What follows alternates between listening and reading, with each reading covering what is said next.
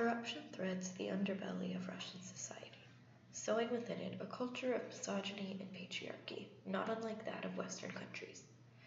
In perhaps one of the most successful spy operations in history, Russia's KGB project, an illegals program, has left a lasting impact on the portrayal of women in media, not just in Russia, but also in nearly every facet of global feminism.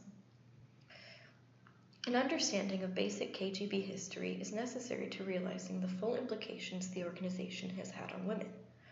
What is known as the KGB today was officially founded in 1954, though the concept was not a new one. Formerly, the organization was known as MGB, NKVD, and KGB in Cheka, and spanned from the World War I era in 1917 forward. The goals, despite the different names, have remained the same: to create a secret police force to protect Russian secrets from countries potentially seeking to infiltrate the communist regime. During communist rule, women were given certain freedoms due to the social benefits the government provided, such as maternity leave and guaranteed jobs. Regardless of the seeming liberalism, though, women were still given low-level positions, and much of their value was and is still rooted in their sexuality. It is for these reasons that women were particularly useful to the KGB. Recruited at young ages, the Russian government encouraged women to join the armed forces. Those who were able to complete training successfully were used for specific causes, and the primary utilization of KGB women agents involved using sex for manipulative tactics. One such example involved the first Indonesian president, Ahmed Sukarno. Agents filmed Sukarno having sex with a group of KGB women, dressed as flight attendants, and attempted to blackmail him with the video. In this case, though, the intent backfired, and Sukarno proudly asked for more copies of the film to take back to Indonesia. As the CIA attempted their own siege of Sukarno, in the midst of a creeping Cold War, it is no surprise that the Soviet Union desired to keep hold of their control of Sukarno and Indonesia, with its communist values and natural resources. There are two specific women that represent the general purpose of femininity in the Soviet Union, and especially in the KGB. The first of these is Melita Norwood, a woman from the United Kingdom who defected to the Soviet Union as a spy in 1937. She passed information along to the KGB and Russian government, the most significant being the blueprints for the UK's atomic weapons project, which gave the Soviet Union the resources to create a copy of an atomic bomb. She is considered among one of the most important KGB spies, and was a part of the organization until 1972, when she retired. The second woman, whose story helped to inspire the entirety of the television series The Americans, was part of what is now known as the illegals program. Anna Chapman, one of a group of 10 Russian spies, was a sleeper agent, which is essentially a foreign spy who can be activated if contacted by their superiors, but otherwise remains completely undercover.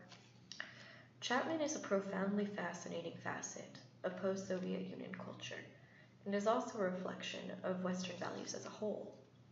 The entirety of her being was molded around a life in New York City, but, going against the nature of KGB living, she was by all means a sloppy agent. From posting photos of herself on Russian social media pages, to throwing away receipts for burner phones in public containers, to calling her Russian father after growing suspicious of the potential that the FBI was on her trail, she left enough clues to be caught and sent to prison. But the intriguing and disturbing part of her story comes from the aftermath of her arrest.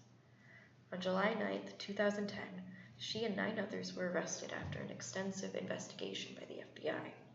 Articles came out by the dozens in the coming months as Chapman was taken into trial, all adorned with similar headlines. Anna Chapman, the sexy spy. Her value to United States media culture came not from the breach of her security, but from her sexuality on an objective scale. It is further evidence of the patriarchal foundation upon which both of our countries, Russia and the United States, are founded. Even Vice President Joe Biden participated in the objectification of Chapman's appearance. Now this Russian woman here, let me ask you something, and you would know this, Mr. Vice President. Do we have any spies that hot? Let me make it clear. It wasn't my idea to send her back. It wasn't mine. Over the years, she has embraced this identity. She was traded back to Russia and returned to her home country a hero, and since has proposed marriage to Edward Snowden, posed in lingerie on magazine covers, and designed sexier uniforms for the Russian space program. But her concession to the misogynistic stereotypes of her physical form is further implication of the prejudice against women. The objectification of Russian women specifically has been expanded upon greatly since the discovery of Anna Chapman as well. Shows like Archer sexualize Russian women's bodies and accents, while the Americans portray the reality of female Russians through the same kind of sexual blackmail used on Sukarno decades ago. Patriarchal ideology is embedded into global society, and Russia, even post-Soviet Union, is no exception. As worldwide feminist movements, such as the more modern Me Too hashtag or the women's marches, expand to combat naturally misogynistic cultures, the hope is that someday all women, Anna Chapman included, will no longer be objectified for their physical appearance or for the pleasure of the men in control of our societies.